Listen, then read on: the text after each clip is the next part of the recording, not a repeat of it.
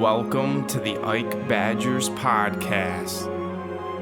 My name is Alex Eichstaedt, and you are listening to the Badgers and Friends podcast series from IKE Badgers. 12 weeks, 12 episodes, 12 players, 12 tremendous conversations, and we're getting right to it, kicking off with Adam Bay, Longsnapper, one of the craziest unique stories you'll ever hear. So hit that subscribe button. Please tell a friend about what's going on. 12 Badgers, 12 weeks, 12 episodes. Let's go. But first, I want to talk about my good friends over at Fairway Mortgage and Team Get It Done. Jimmy Ryan, host of the Get It Done podcast, is leading these conversations with CEOs, with hardworking individuals, essentially people that know how to get it done and who have sweat and persevered in their industry to get to the top. And they want to share their stories with us. So make sure to subscribe on Apple Podcasts or Spotify. That's the Get It Done podcast from Jimmy Ryan and Team Get It Done. And now, KJ, take it away. Adam Bay, welcome to the show. How you doing? Doing pretty good. What about you? I'm doing great. Thanks for asking.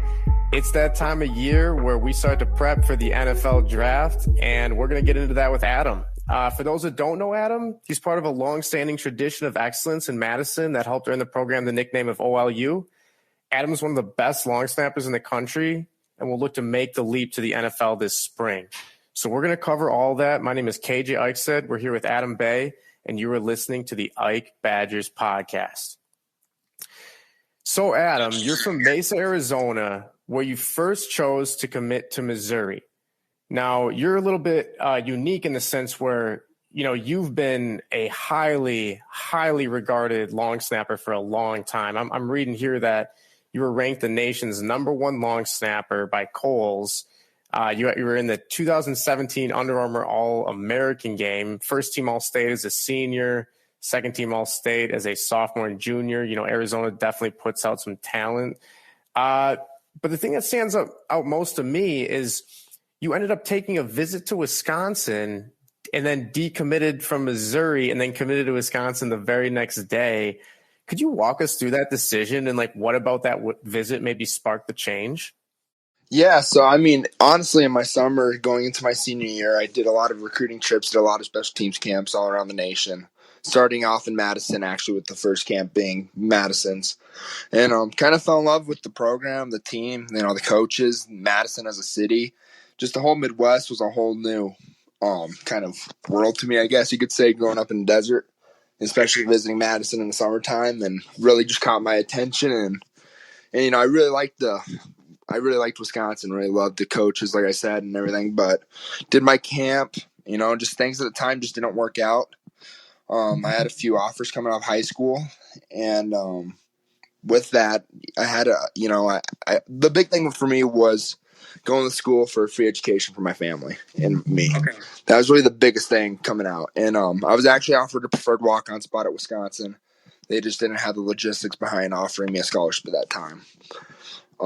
Decided to take the rest of my visits, drove down south from Wisconsin to Missouri, to Memphis, to Alabama, to Mississippi State, back home, then back to Michigan a week later. It was a very busy few weeks, and as I got close to the season, I started getting an interest from Missouri, and because Wisconsin wasn't offering me a full scholarship at the time, I decided to commit to Missouri, and you know, I was happy with the decision. Don't get me wrong. I was happy with going to Missouri and everything. Nothing against that school or that program.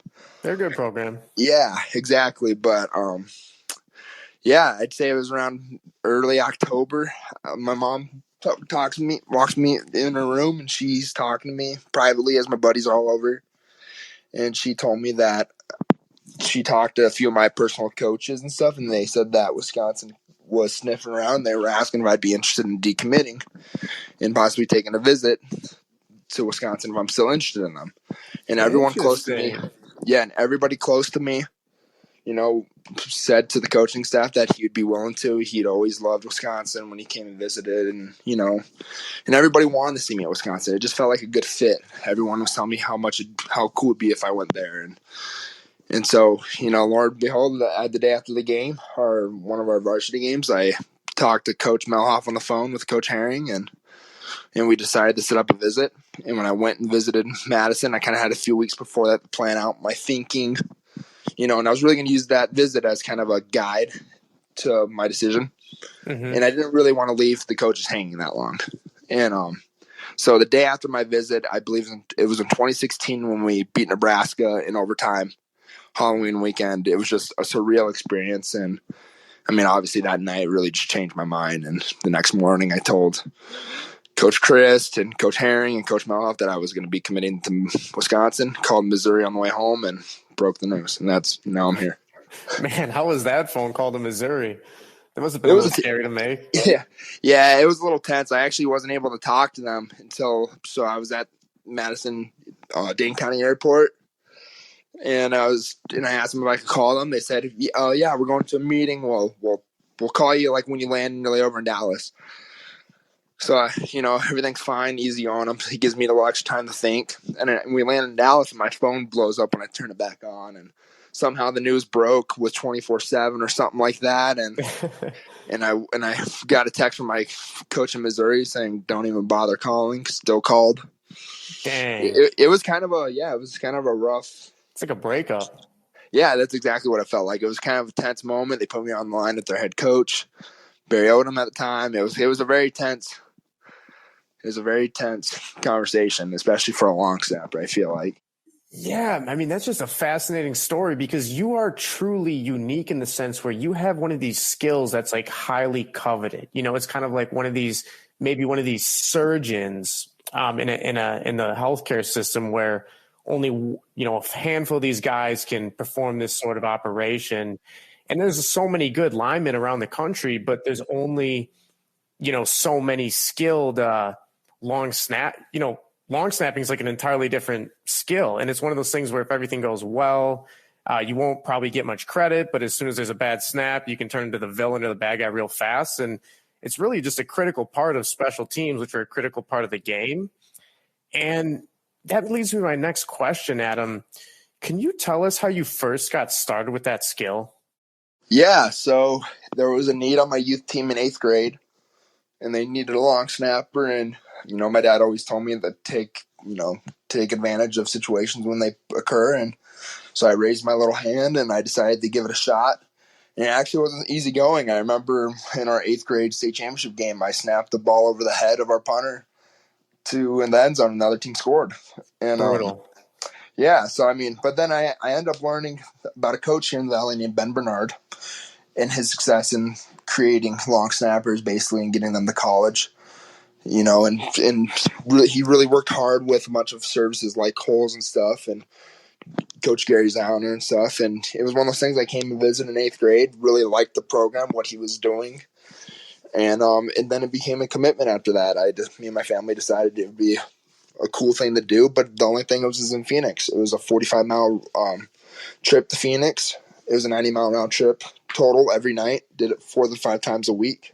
Dang. And it was a grind. I did that all the way up to when I left for Wisconsin. I still go back there and visit and train with him, and I'm still training with him now. So that's really how I got into it. Yeah, no, that's super cool to hear because behind so many of these, especially Wisconsin stories where maybe all the players weren't coming in as 4 or 5-star recruits as a school like Alabama or Ohio State, behind all of these successful players that develop are, oftentimes these stories, like you're saying, hey, making those long trips multiple times a week, think about the sacrifices for the family. Well, kind of like you said, you didn't even originally get offered a scholarship, but here you are trying at the NFL. So that's just really cool to hear about kind of like the backstory and how that just really hard work paid off. It's just a theme with Wisconsin players, and that's why we have so much respect for you guys. So what's a fun fact about long snapping that the audience might not know much about? Oh God, really, I don't even know. I guess everything could vary. I mean, everyone's just different and unique, I guess, in their own way and how they snap. I guess there's no real one way to do it. There's really like no set baseline, I guess. I mean, you could look around. Everybody has different grips. Everybody has different stances, different ways to get the ball back there. But at the end of the day, it's all just to get one job done. I guess that's really my interesting fact about it. I don't know. That is interesting. I actually wasn't expecting you to say that. I was expecting something about the technique, but I guess it's almost like baseball where all these guys have these different windups, but they can still hurl the ball in a similar manner. Yes, exactly. Yeah, I mean, that kind of leads me to a follow-up question. Do you train, any specific muscles maybe, for those snaps? I mean, is that like abs, or do you work on, special workouts? So, maybe the quick twitch in the arms? I don't know. That's just something I've never really thought about before. Yeah, it was one of those things, kind of early on in high school I kind of overthought about, I guess. But, I mean, and if I'm being honest, it's such an overall just body movement. Mm-hmm. But really, it's just working out hard just like any other athlete would in every other area. Just because you're using your legs, you're using your arms, you're using your lats, you're using a little bit of a crunch. I mean, anything, forearms. I mean, just getting better in every aspect, I guess, is the best way to get better, in my opinion. Yeah. So how about this, real quick, before we move on to college ball? Do you have a favorite moment from high school ball?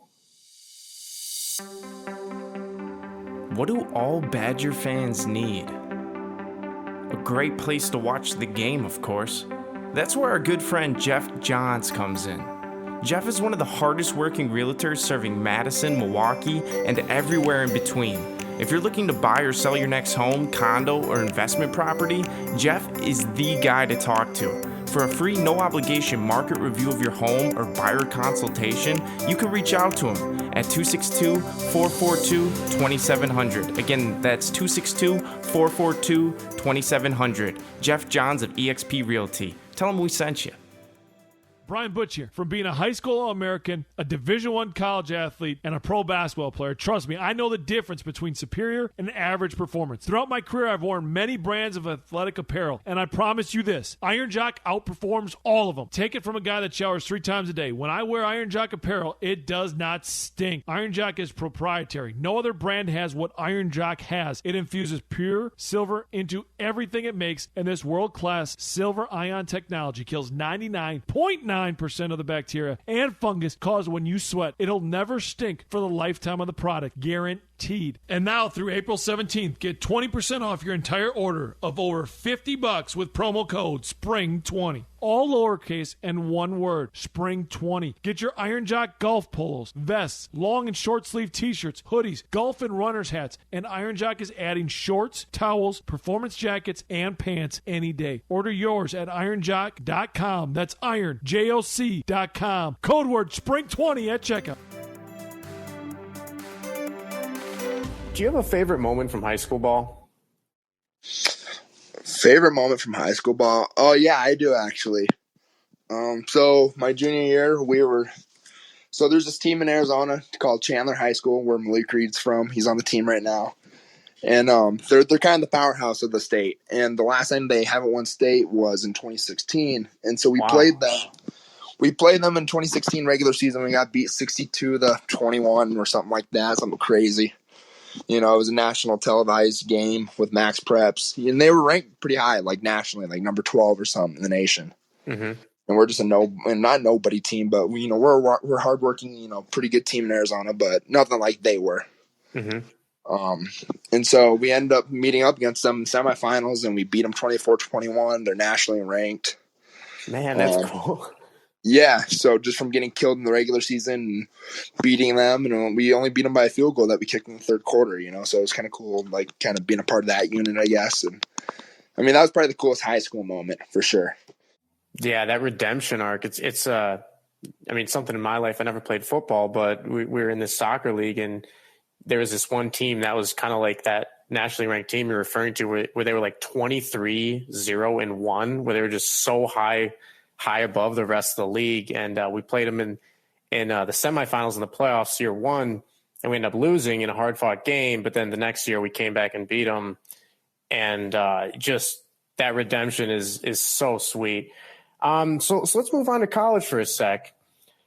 Wisconsin, kind of like we touched on, is known for having the reputation of, some people call it OLU, Offensive Lineman University. And they have a long list of players in the NFL, taken anywhere from the top of the draft, the middle rounds, the undrafted ranks. And as we touched on, coming from all sorts of background and winning all sorts of collegiate and pro awards. So how much pride did it give you to play a part in furthering the tradition at All Offensive Lineman University?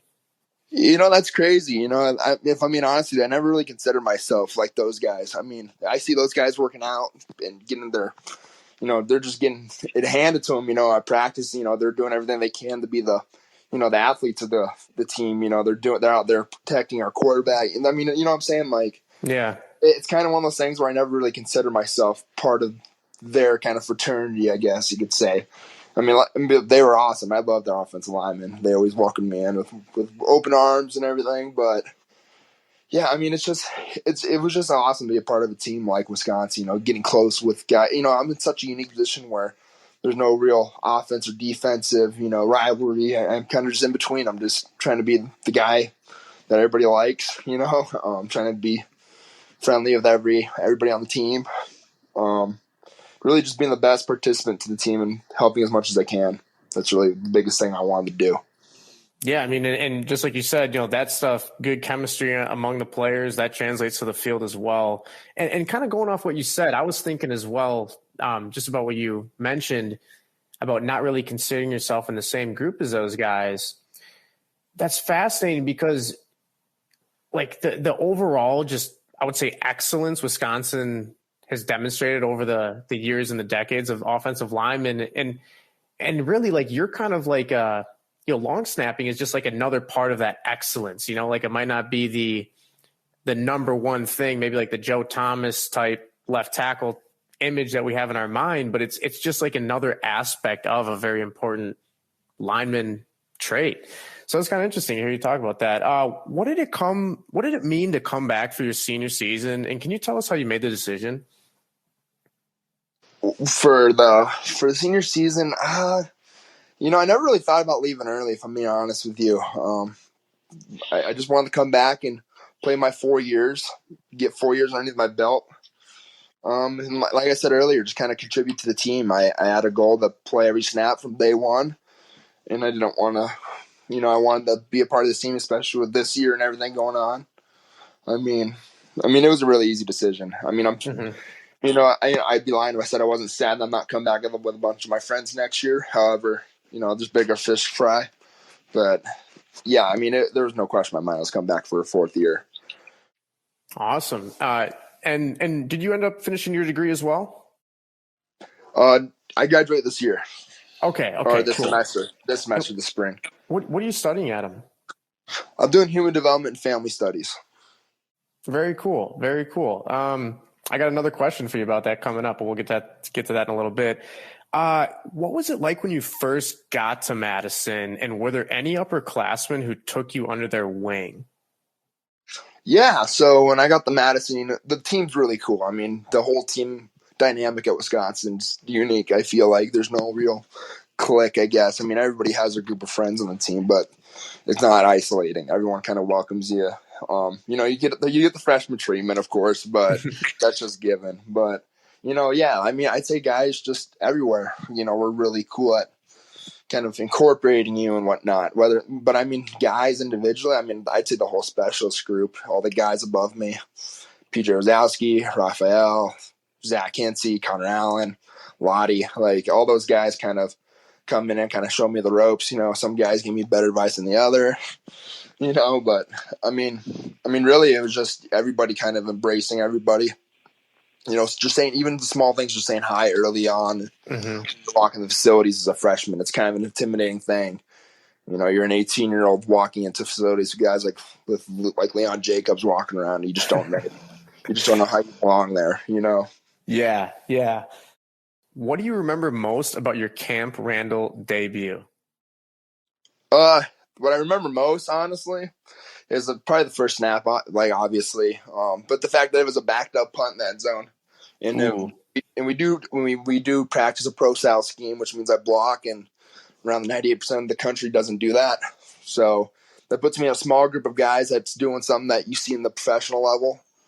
And to go out there first snap and do it backed up with a heavy rush look coming, it was kind of an intimidating jog out to the field, seeing the whole crowd around you, knowing that you're going into a backed up situation. Kind of, we're losing the Utah State at that point, I think. It just wasn't good at that point in the game. We obviously came back and won, but it was just kind of a weird, like it wasn't going how you were expecting it. It wasn't your picture perfect first snap, but I'm glad it worked out that way.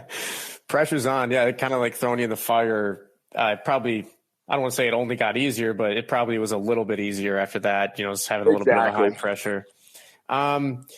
So what was it like playing with a guy like Jonathan Taylor? Like, I know you weren't necessarily, maybe always blocking for him, but what was it like just having that guy around? And yeah, can you talk about that for a little bit? Yeah. Oh, obviously. Yeah. Jonathan's such a great dude. I mean, meeting him like as a freshman, and he stayed humble. He stayed the same guy, from the first time I met him at the Regent and to now, he's still the same guy. He's still supporting us as a team. Seeing him this year, still reaching out to everybody, wishing good luck, and whatnot. He's a good character. He's a good team player. He's a good team guy. I mean, he is one of the few guys that you just never have to question about anything. Best you could say. He kind of just gets in and gets his work done. Just shows what I guess you could do if you just put the time in, and kind of going from a nobody, I guess, early in the fall camp to who he is now, I guess, just seeing that develop, seeing how, just seeing how, you're just happy for a guy that came in with you to see how much success he's doing, just being a part of just being like microscopically a part of like his small journey, just being on his team, Yeah. Yeah. I mean, you guys had some great years, like those Wisconsin teams. What's your favorite part about Big Ten football? Oh yeah. I'd say the competition. And the teams you play. I played at almost every cool stadium in the Big Ten that you could possibly think of, and I'm grateful for that. It's just going to be something that I'm never going to be able to forget. Yeah, we're very prideful about the Big Ten. How about this, Adam? As we look to the future, how are you preparing for the NFL on the skill side, the physical side, and the mental side? So, yeah, I mean, right after the season, I came back to Arizona. I started training down here, started really working out hard with a local gym, really close with the guys that own it and run it. So it was kind of a pretty neat connection to have, kind of coming in to Arizona, having the support of my family. I'm on a meal plan right now, and I'm trying to get my body as best as I can, better physically, just for the NFL. I mean, it's the big part for me this offseason is getting physically ready. Everyone at my level could snap a clean ball, and I feel had a great advantage being able to block for 4 years at Wisconsin. That's a learning curve I don't have to jump now. It's something that I crossed when I was 18. However, I do know that I still need to get faster because the speed of the game from high school to college is one thing, but the transition from the college to the NFL is a completely other. And honestly, I don't even know how I could practice it without even being on a team or on a practice, my first practice, So it's really just getting physically big, getting to where I should be weight wise, making sure it's a clean weight. So it's really just redefining like my physical attributes as well as continue to train hard and try to improve and be 1% better than I was the day before, getting ready for NFL blocking and snapping. And also the mental too, and the mental aptitude too is, it is the NFL. It is a lot of money, and there's a lot less room for error up there. I mean, one mistake could cost you a job in your job list the day after as a snapper. I mean, that's just the name of the game. It's not like a quarterback where you could throw a 2-interception game and still be on the team the day after. That's fascinating, actually, because I didn't really think of that before. There really are only like 32 jobs, like long snapping jobs, unless so if you're a solid lineman, there's all those spots, there's the backups. I'm sure it's tough at any position, but there's probably definitely more slots across the board than there are long snapper slots. And that's just another thing that's kind of cool that I didn't really consider. But yeah, I mean, definitely makes you keep an eye on your craft. And it sounds like you're controlling what you can control, which is really all you can do. Is your business struggling to find new customers? Does your sales team wish they had more quality leads? If so, it's time to talk to Every Door Digital. With Every Door Digital's multi-channel approach, your best prospects will see your marketing message everywhere they turn. Highly targeted ads in their mailbox, their inbox, or their smartphones, and their favorite social channels, of course. For an affordable source of sales leads, appointments, and new customers, visit everydoordigital.com today. And can you tell us about the process of hiring an agent and how you ended up selecting him? Yeah, so the process of selecting an agent was kind of interesting for me. I kind of started out kind of getting my feet wet, and I guess you could say at the end of season last year, had my dad kind of reach out. Family just reached out, and as I got closer to the season, I started having agents talking to me and my family and whatnot, all legal, of course, but like, it was just trying to find, who was the right fit, who had a plan in place. I mean, the big thing for me was who did I feel comfortable with and who had a plan in place. And I ultimately found my guy, and I'm really happy with him. He's been great. He's been really pushing me. And that's a great thing too. He's really pushing me to be a better player. He's not just saying, here's some. Not just a yes man. Yeah, exactly. He has a plan in place. He wants me to do what I need to do to get better, whether that be getting me with a nutrition plan, or giving me his advice on what I should be training wise. I mean, it was just a combination of things that really led me. Yeah. How many did you consider, I guess? Because I've heard players talk about dozens, and then one guy I was talking to was like, hey, I'm really torn between two. Yeah. How about you? Yeah. I mean, of course I've had a fair share. I probably have had over 15 to 20 guys reach out at one point, at one point or another, but I really dwindled it down to 2 or 3 guys. Mm-hmm. It was 2 to 3 guys always at one point. And the guy I picked, that I'm going with now, Evan Brennan. He was kind of a late guy on the scene for me, but it was a quick little snap. We kind of built a relationship, trusted him. He told me what he thinks of me, truthfully, without sugarcoating anything, what I needed to do to work on, and I respected that. I really respected the honesty, and I really respected the faith he had in me. So here we are. One thing I have to follow up on, did you just say he snapped you to get in touch with you? Or was that just kind of a figure of speech? Oh, it was snap, it just happened. Oh, okay. I was going to be no. They're doing that these days. Holy cow. No, yeah, that's the only thing I don't have him on, if I'm being honest with you. That's great. So how about this? Who are a few NFL players you model your game after? Oh,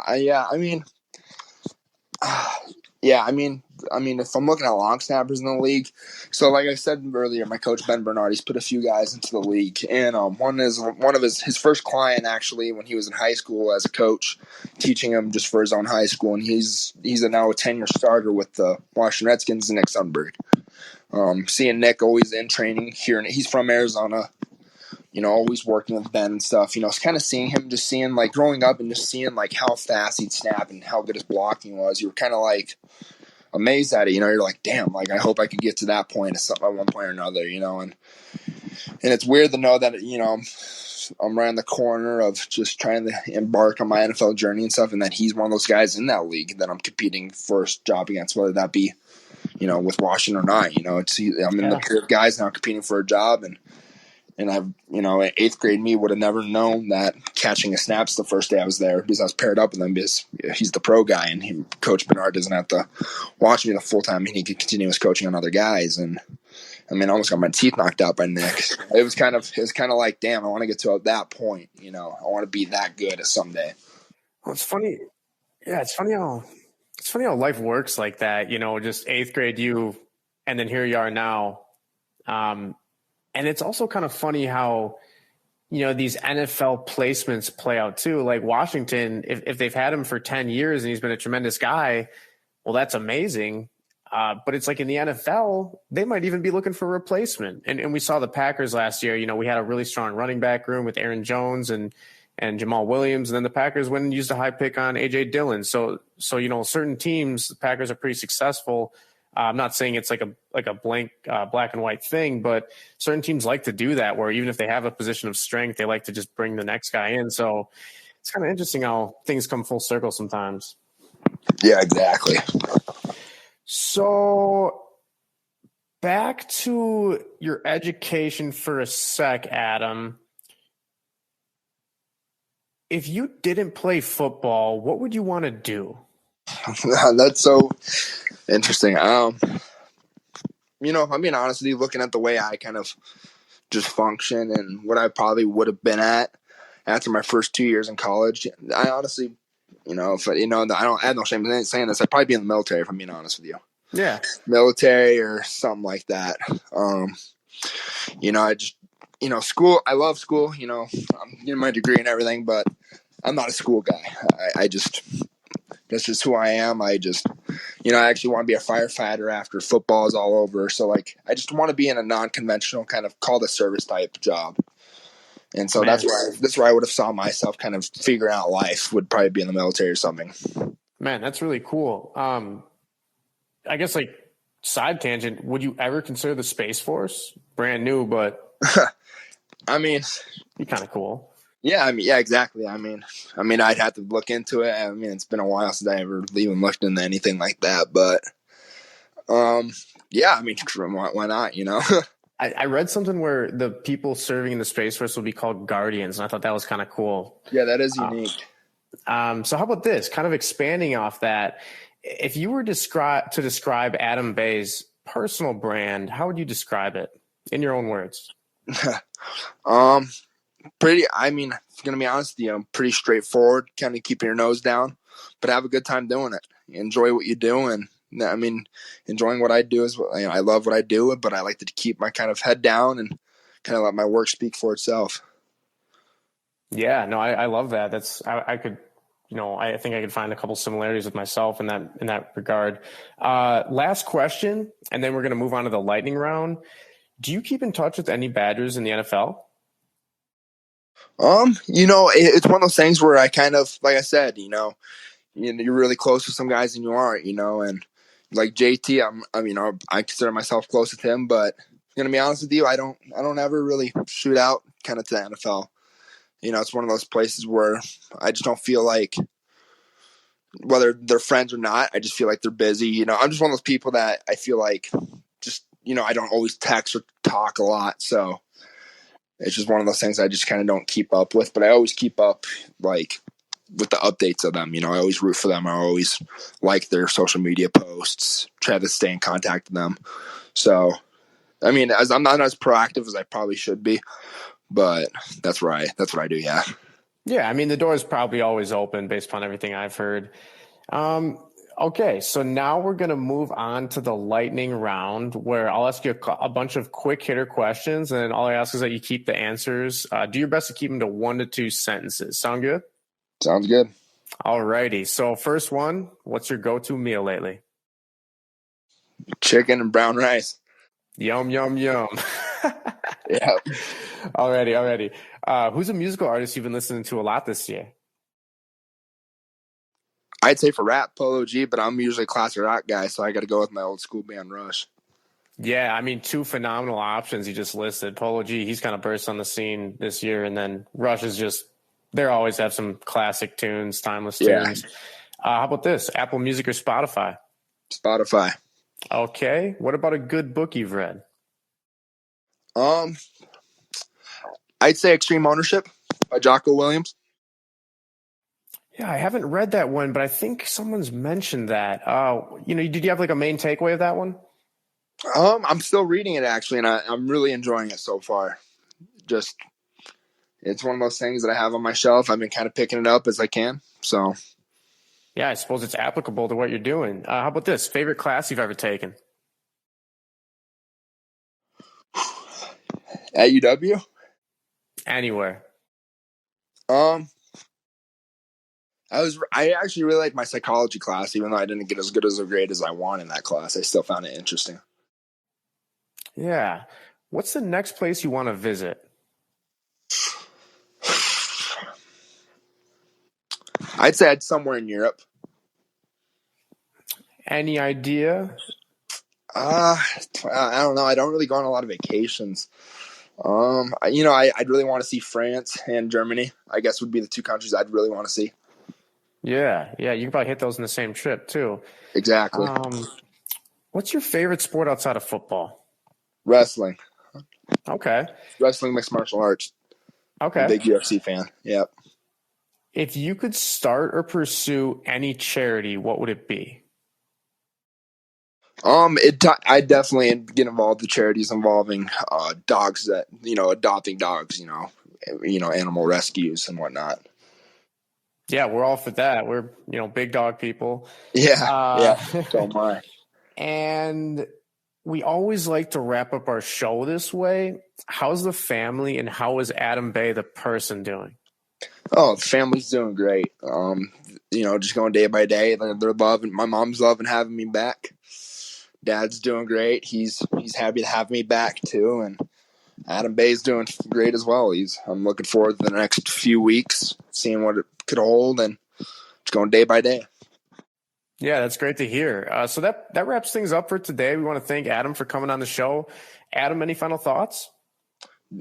Just thank you for giving me the time to speak. This is a great platform to kind of just speak my mind, like you said, just have a conversation, and I really enjoyed it.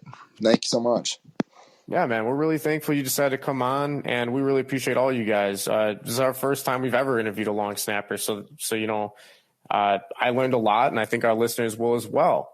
So awesome. Thank you for listening, Badgers fans. If you enjoy this episode and want to help support the show, easiest ways to do that are simply tell a friend, subscribe, or leave a 5-star review. Any of those things go a long way. And if you're on Twitter, that's also a great place to connect with us and other Badgers fans. You can find us at Ike_Badgers, where we post analysis, highlights, scores, and more. Pure sports without the politics. And lastly, if you're an athlete or business and want to talk branding, send us an email at welcome@gmail.com. A lot of exciting things to come.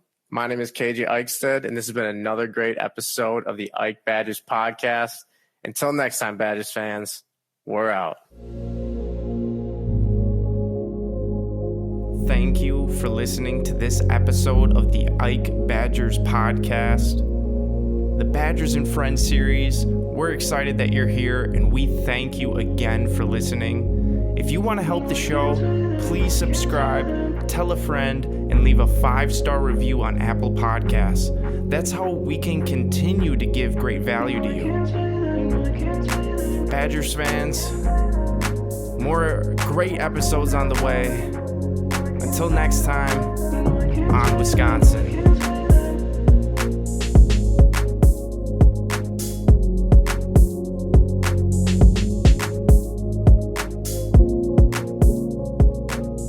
You are now listening to Ike Music. New Year.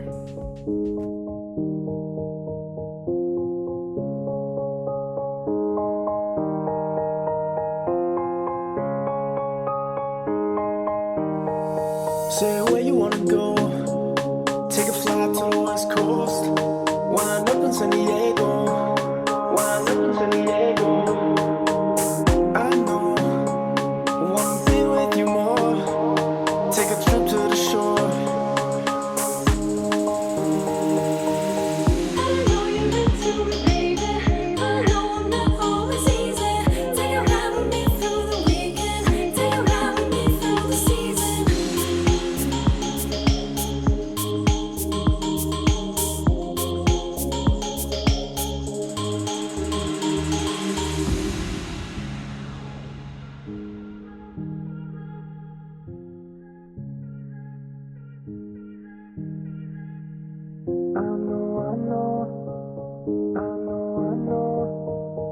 In the nighttime, no.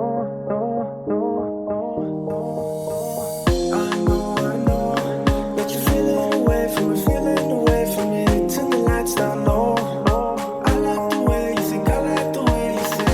everybody here knows that I'm feeling away from you, feeling away from you, feeling away from you. Yeah, I'm feeling away from you. Girl, I'm feeling away. I know that you're feeling away from me, feeling away from me. Turn the lights down low.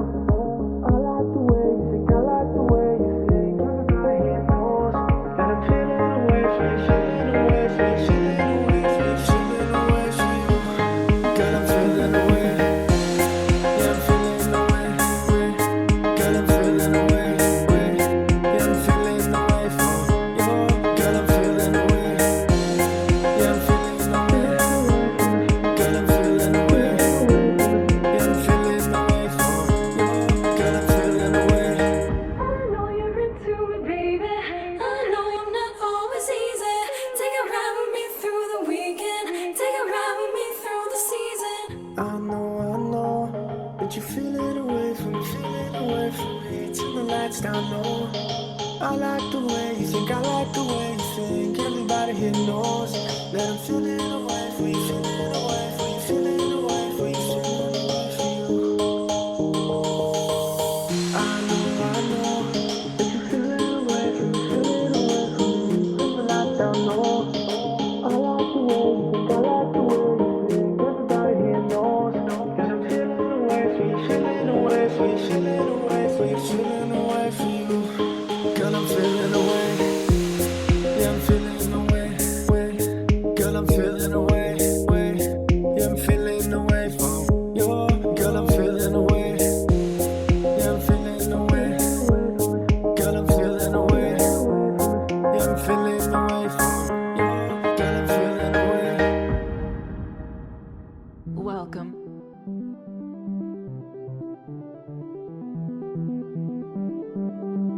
Welcome to Ike. We have touched down at your destination. Here you'll find inspiration, ideas, creativity, conversation, energy, culture, stories, and more, while you listen to an audio experience unlike anything else. It's beautiful sound that appeals to the senses. It's Information you can use. Interesting guests. Ladies and gentlemen, welcome to Ike. this is the Ike Podcast.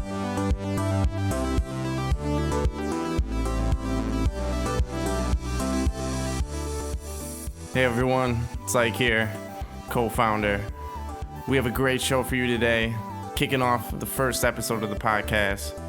KJ, myself, Max, and Chris sit down and we talk big ideas. And we're happy you're here. Welcome.